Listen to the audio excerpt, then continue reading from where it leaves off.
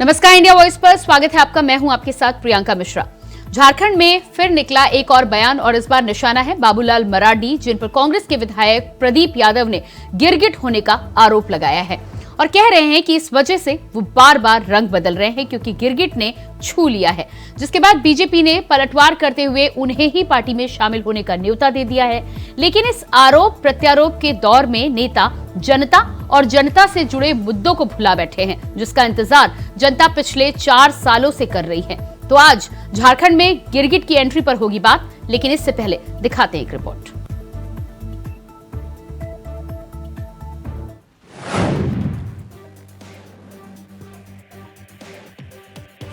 कि मुझे कुत्ता थोड़ो काटा है कि मैं हेमंत सोरेन के पीछे जाऊंगा, ये वाक्य लोकतांत्रिक वाक्य नहीं है। इस प्रकार के वाक्य तो ब्लॉक स्तर के नेता भी नहीं कहते। लेकिन मैं कह सकता हूं कि कुत्ता तो उनको नहीं काटा, लेकिन गिरगिट उन्हें जरूर छू दिया है। इस कारण से इतने रंग बदल रहे हैं। सुना आपने, झारखंड की सियासत में जुबानी जंग रुक नहीं रही है। प्रदेश के पहले मुख्यमंत्री रह चुके बाबूलाल मरांडी के सबसे करीबी रह चुके कांग्रेस विधायक प्रदीप यादव ने उन पर ही निशाना साधा है। बाबूलाल पर कड़ी टिप्पणी करते हुए उन्होंने कहा कि बाबूलाल अब तक अटपटी बातें कर रहे हैं। साथ ही उन्होंने कहा कि बाबूलाल को तो गिरगिट ने छू लिया है, जिससे उनके रंग बार बार बदल रहे हैं। बाबूलाल मरांडी ने प्रदीप यादव पर निशाना साधा तो लाजमी है कि बीजेपी चुप कहां रह सकती है। ऐसे में बीजेपी के विधायक रणधीर सिंह ने पलटवार करते हुए कहा कि प्रदीप यादव की जगह कांग्रेस में नहीं, प्रदीप यादव को बीजेपी में आ जाना चाहिए। कि मुझे कुत्ता थोड़ो काटा है कि मैं हेमंत सोरेन के पीछे जाऊंगा, ये वाक्य लोकतांत्रिक वाक्य नहीं है। इस प्रकार के वाक्य तो ब्लॉक स्तर के नेता भी नहीं कहते। लेकिन मैं कह सकता हूं कि कुत्ता तो उनको नहीं काटा, लेकिन गिरगिट उन्हें जरूर छू दिया है। इस कारण से इतने रंग बदल रहे हैं। कल तक जो मोदी जी को पानी पी करके गाली दे रहे थे, पी करके भारतीय जनता पार्टी की बखेड़ियां उधेड़ रहे थे, आज भी मेरे पास सैकड़ों क्लिप्स हैं, सैकड़ों अखबार के कतरन हैं जो कहते थे कि भारतीय जनता पार्टी से इस राज्य का भला नहीं हो सकता, इस देश का भला नहीं हो सकता। मोदी जी दोबारा सत्ता में आए तो जनता को कटोरा लेके भीख मांगना पड़ेगा। वो व्यक्ति मोदी जी की तारीफ में लग गए, वो व्यक्ति भारतीय जनता पार्टी की तारीफ में लग गए। तो हमें लगता है कि इसीलिए मैं कहता हूं कि भाई यह गिरगिट की तरह रंग बदलने का जो प्रयास है, कुत्ता तो नहीं काटा, लेकिन गिरगिट ने उन्हें जरूर छू दिया है, जिस कारण से इस प्रकार के वाक्य उनके निकलते हैं। देखिए, प्रदीप यादव जी पहली बार जब विधायक बने तो टिकट बाबूलाल जी ने उनको दिया था भाजपा से। दूसरी बार विधायक बने, बाबूलाल जी ने टिकट दिया। बाबूलाल जी ने उनके भाई को भी टिकट दिया, जो यहाँ के चुनाव भागे थे बाई इलेक्शन में। वो लोकसभा में भी पहली बार वो गए, एक बार चुन के जीत के भारतीय जनता पार्टी से, तो बाबूलाल जी ने टिकट दिया। पहली बार मिनिस्टर भी उनको बाबूलाल जी ने ही बनाया था। और अभी जो 2019 में जो अंतिम बार वो जीते हैं 19 JBM से, ये बाबूलाल जी ने टिकट उनको जिता के लाया था। और बाबूलाल अब प्रदीप जी को तो कांग्रेस पार्टी तो लोकसभा टिकट देने नहीं जा रही है। मेरा जहाँ तक राजनीति अनुभव है, मुझे पता है। अब उनसे मेरा इतना ही सुझाव होगा, हम छोटे भाई हैं, उनसे सुझाव इतना होगा कि आप भारतीय जनता पार्टी में बाबूलाल जी के साथ भारतीय जनता पार्टी में आप विलय कर जाएं। प्रदीप जी आ जाएं, आपको कोड़िया विधानसभा से भारतीय जनता पार्टी टिकट दे देगी। रणधीर सिंह यही नहीं रुके, उन्होंने यहाँ तक कहा कि प्रदीप यादव को पार्टी की तरफ से टिकट भी दिया जाएगा। हर पार्टी की तरफ से कहा जाता है कि उनकी सियासत जनता के लिए है, लेकिन इस तरह के बयानों में उलझी सियासत में जनता कहाँ है, उनके मुद्दे कहाँ हैं? इस जवाब का इंतजार जनता सालों से कर रही है, लेकिन जवाब अब तक नहीं मिला। Bureau report, India voice.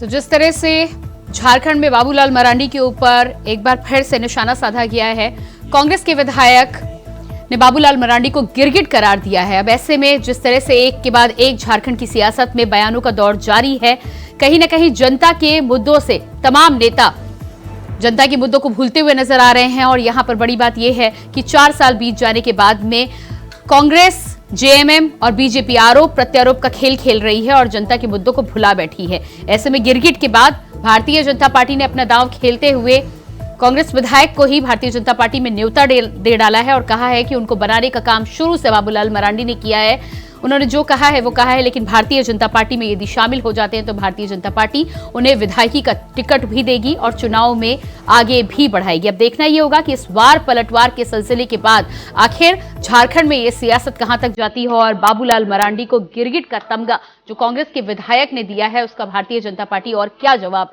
निकालकर सामने आती है।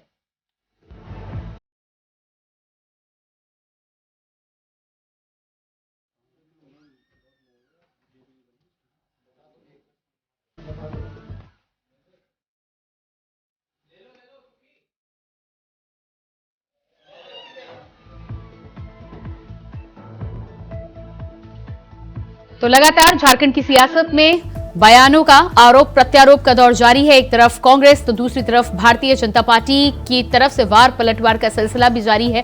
कांग्रेस के विधायक ने जहां बाबूलाल मरांडी को गिरगिट बताया है तो वही बीजेपी ने उनको घर वापसी यानी कि भारतीय जनता पार्टी में आने का न्योता दे डाला है। आज इसी विषय पर हम करेंगे बातचीत।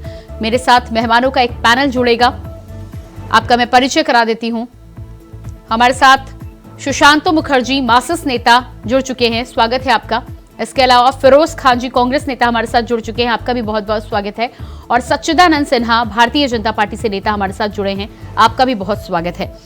तो सबसे पहले आऊंगी फिरोज खान जी, आपके पास मैं सबसे पहले आती हूं। और जिस तरह से गिरगिट यहां पर बाबूलाल मरांडी को आप बता रहे हैं, पहले महिलाओं का अपमान और उसके बाद अब बाबूलाल मरांडी को गिरगिट जैसा ये बयान, कब रुकेगा ये सिलसिला? क्योंकि जब भी बात होती है तब ये होता है कि भाषा पर मर्यादा होनी चाहिए और उसके बाद एक और बयान निकलकर सामने आ जाता है।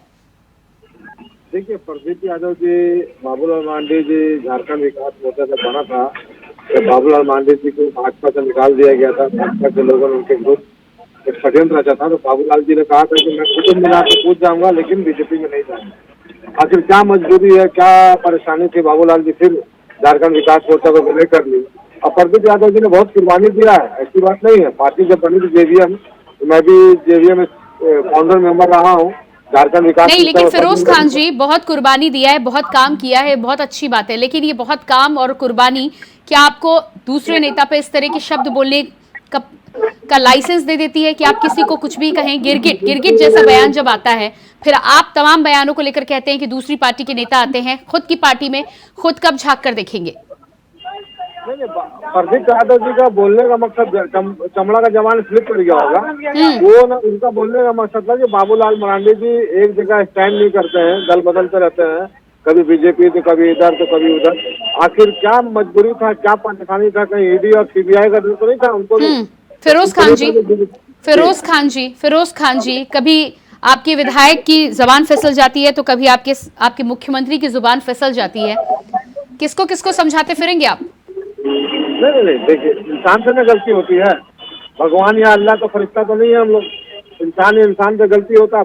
फिरोज खान जी, जब जनप्रतिनिधि बनकर आप आते हैं, नेता आपको चुनकर जनता भेजती है कहीं पर भी, और आप जब शपथ लेते हैं तो उसकी कुछ जिम्मेदारियां भी होती हैं, कुछ कर्तव्य भी होता है, कोई आम आदमी नहीं होते। हमारे साथ सच्चिदानंद सिन्हा जी भी जुड़े हुए हैं। सच्चिदानंद सिन्हा जी, उनका कहना है कि जुबान फिसल गई होगी मुख्यमंत्री जी की भी और विधायक जी की भी।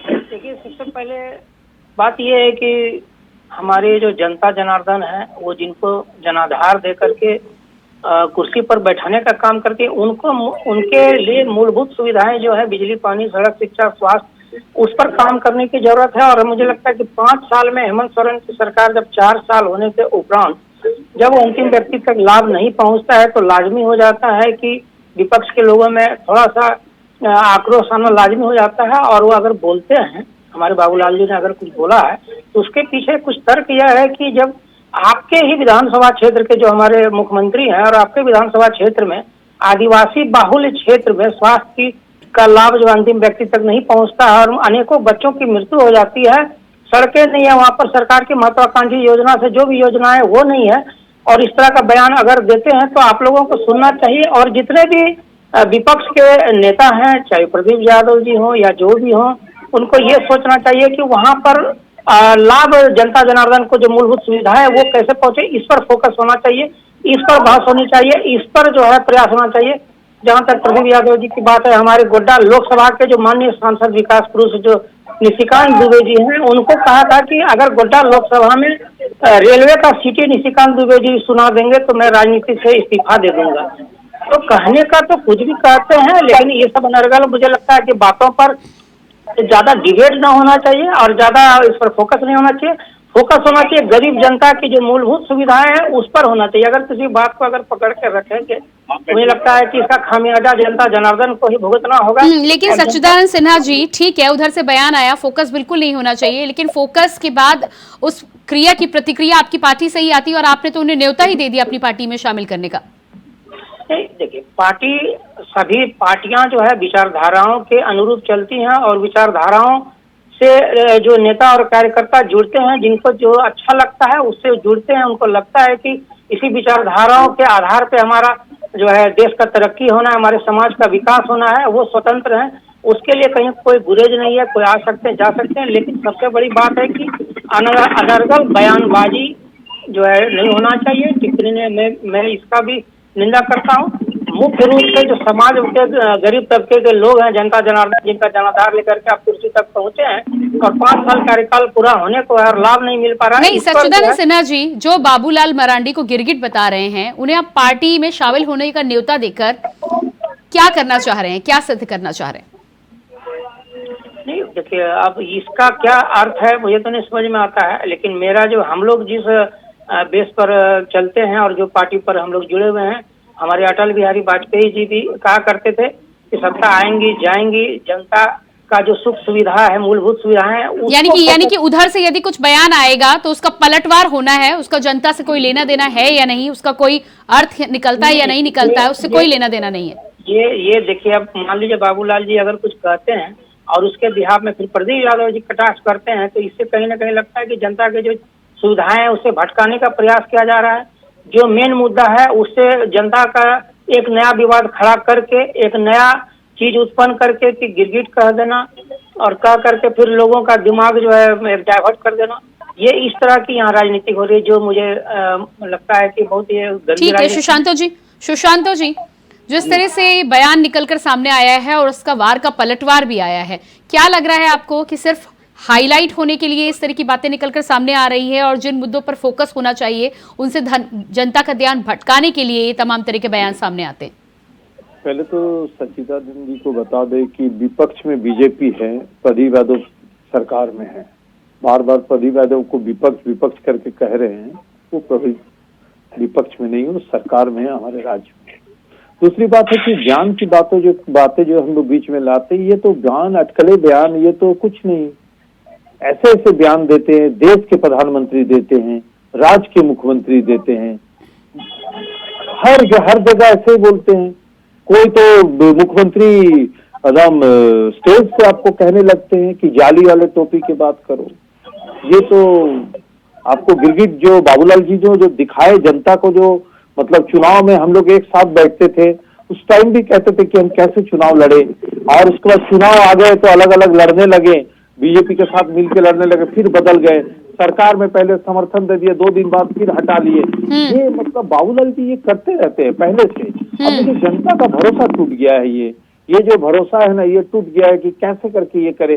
बाबूलाल जी अभी कुछ बोले, हो सके कल बदल के कहीं चले जाए तो अपना पार्टी बना ले, तो ये भाजपा को भी पता नहीं है ना बाबूलाल जी को पता है। लेकिन सुशांतो जी, राजनीति में ये तो आम है ना, पार्टी में दल बदल तो होता रहता है, लेकिन आप दूसरी पार्टी के नेता को गिरगिट से उनकी तुलना करें। आम नहीं है, पार्टी बदलना आम नहीं है, वो बीजेपी के लिए आम नहीं है।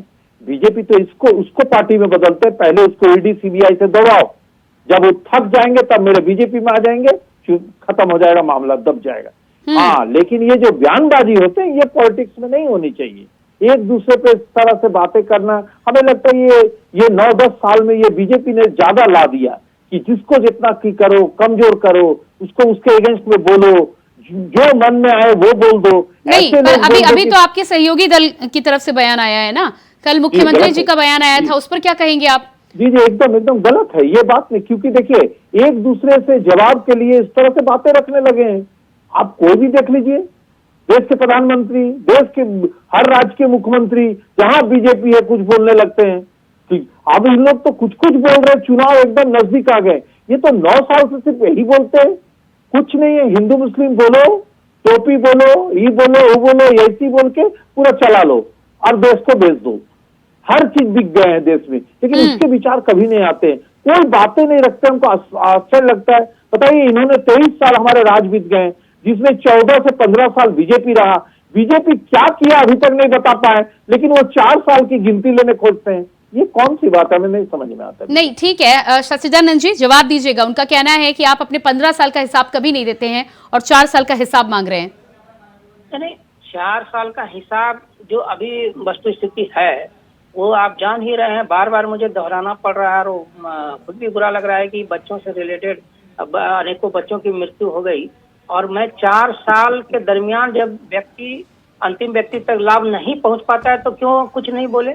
और जहां तक भारतीय जनता पार्टी के विकास की बात है, मैं आपको गिना दूं कि हमारे लोकसभा की मैं आपको उदाहरण अगर दे दूं तो हमारे लोकसभा में, गोड्डा विधानसभा में रेलवे का आना, देवघर में आपका एम्स का बनना, एयरपोर्ट का आना, लंबी चौड़ी जो है हजारों मील जो 4 लेन सड़कों का आना, पॉलिटेक्निक कॉलेज, क्या नहीं आया है। बिजली के क्षेत्र में तत्कालीन सरकार में मैं बता दूं कि जहां 4 सब स्टेशन और ग्रिड का जो बनाया गया, आपके सरकार में 4 साल के दरमियान एक भी वेंडर आपका काम करने के लिए तैयार नहीं है, ना आपने नियुक्त किया, ना टेंडर निकाला। फिरोज खान जी जवाब दीजिएगा।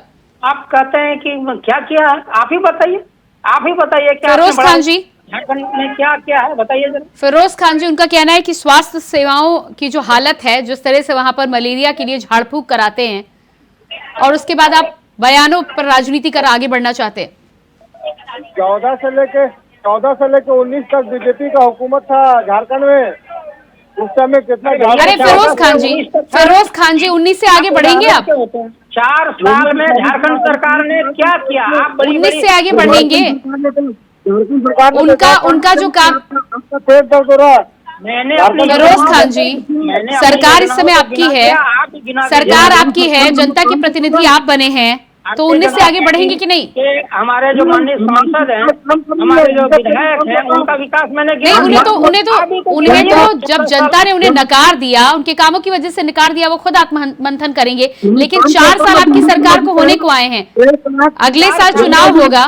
4 साल में दवाइयां नहीं पहुंच पा रही है, वो भी आदिवासी पहुंच, और मंत्री के विधानसभा क्षेत्र में इतनी दयनीय स्थिति नहीं आती। आपको शर्म आनी चाहिए बयानबाजी से। आप लोग सिर्फ उत्तर करना जानते हैं और जो भी फिरोज खान जी, मलेरिया का इलाज कराने के लिए आप 2019 की राह देखेंगे? 4 साल बीत गए हैं। मलेरिया को लेकर जिस तरह की स्थिति है, आपकी पार्टी के लोग कहते हैं कि इस तरह की स्थिति आई है तो मुख्यमंत्री की आंखें खुलेंगी। एंटी मलेरिया हो रहा है। जो जनाधार किया 4 साल तक जो आप लोगों ने काम किया, यही रिजल्ट निकल के आया कि बच्चों की मृत्यु हो जाती है। और इसको पार्टनर कौन है? सुशांतु जी, जनता के मुद्दों की अभी आप बात कर रहे थे, बयानबाजी नहीं होनी चाहिए, लेकिन जब स्वास्थ्य की इस तरह की स्थिति निकलकर सामने आती है, एक बच्चे की झाड़ फूक की वजह से मलेरिया के दौरान मौत हो जाती है, और ये हम बात कर रहे हैं 2023 की 21वीं शताब्दी की हम बात कर रहे हैं, और साथ ही साथ तब बात कर रहे हैं जब आपकी सरकार, आपके द्वार वहां पर कार्यक्रम चल रहा है, विकास की बातें चलती हैं। बताइए जी, आपको बता दो, एक मिनट फिरोज जी, एक सेकंड, आपको बता दो 2000 से 2023 के बीच झारखंड को किसी की भी सरकार रहे, चाहे वो भले 6 महीना चलाए, किसी की भी सरकार रहे, किसी ने भी हेल्थ पर कोई बजट आप उठा के देख लीजिए क्या बजट है हेल्थ केयर एजुकेशन में, दोनों फेल। कोई नहीं चाहते हैं कि यहाँ पर एजुकेशन बढ़िया हो, हेल्थ बढ़िया हो। और जिन साहब बीजेपी के जो कह रहे हैं बार बार कि वहां पर एयरपोर्ट बन गया, ये बन गया, वो क्यों बना? अगर वहाँ अडानी नहीं रहते तो कुछ नहीं बनता। अडानी है। सुशांतु जी, आप अपनी सरकार की बात कर रहे हैं ना, आप अपनी जब आपको तमाम शिकायतें हैं, जब तमाम शिकायतें हैं तो फिर समर्थन किस लिए? सत्ता की भलाई के लिए? इसलिए समर्थन है, एक मिनट, इसलिए समर्थन है, समर्थन देना जरूरी है। हम भाजपा नहीं है, हम किसी एक प्रधान से डरते नहीं है, ये डरते हैं कि पार्टी से निकाल देंगे। नहीं, आप समर्थन सिर्फ इसलिए दे रहे हैं कि आप सरकार ने आप समर्थन दे रहे हैं, आप सरकार की बुराई कर रहे हैं, जी सरकार से संतुष्ट नहीं है तो फिर समर्थन क्यों? दे रही है अडानी, इस बात शायद आपको जानकारी का अभाव है, आपको जानकारी का अभाव है। अडानी से सुशांतो जी कैसे दिखाएंगे आप आईना? समर्थन देकर? समर्थन देकर? जी, समर्थन दे के सरकार को बचाते हुए, क्योंकि जिस सरकार ने अभी चल रही है इससे पिछली सरकार और खराब थी। हाँ। तो कम से कम थोड़े अच्छे को तो बचाना चाहिए उसे। तो आपके कहने का मतलब है कि आपने दो खराब में कम खराब को चुन लिया, ये कहने का मतलब है आपका? जी यही यहाँ की जनता का ही अभी कहना है कि उनसे तो बढ़िया था, वो आते साथ सरकार बाबूलाल की आई थी हमारे। सच्चिदानंद जी जवाब दीजिएगा, उनका कहना है कि खराब तो सभी हैं लेकिन उन्होंने कम खराब को चुन लिया। कम खराब को नहीं चलिए मैडम, मैं ये कहना चाहता हूँ कि 4 साल में जो चीजें निकल करके आई, आपको ये मानना पड़ेगा। उन बच्चों का आपको श्राप लगेगा कि आप लोगों ने सिर्फ जनता को ठगने का काम किया है। जो जनता जो जनाधार आप लोगों ने लेकर के सरकार बनाया, ठीक है, मैं थोड़ी देर के लिए मानता हूँ कि भारतीय जनता पार्टी को जनता ने नकार दिया, लेकिन जो फिर आप लोगों को जनाधार मिला, 4 साल के बाद जो चीजें निकल करके आई, सिर्फ जनता को ठगने का काम किया, इस चीज को आप लोग कबूल कीजिए और इस चीज को मानना चाहिए। और जिस ठीक है, समय मेरे पास नहीं है। आप सभी का मैं धन्यवाद देना चाहूंगी। सुशांतो जी बहुत धन्यवाद, फिरोज जी आपका भी बहुत बहुत धन्यवाद और सच्चिदानंद जी आपका भी बहुत बहुत धन्यवाद। तो जिस तरह से झारखंड में एक बार फिर से बयानों का सिलसिला चालू हुआ है, कांग्रेस के विधायक के द्वारा बाबूलाल मरांडी को गिरगिट करार दिया गया है और गिरगिट करार देने के बाद जिस तरह से पलटवार भारतीय जनता पार्टी का सामने आया, अब देखना यह होगा कि वार पलटवार के बीच में आखिर कब दोनों ही पार्टियों के नेता को, सरकार को और साथ ही साथ विपक्ष को जनता की और जनता के जुड़े मुद्दों की याद आती है। फिलहाल इस खास कार्यक्रम में इतना ही। खबरों के लिए बने रहिए इंडिया वॉइस के साथ। मुझे दीजिए इजाजत, नमस्कार।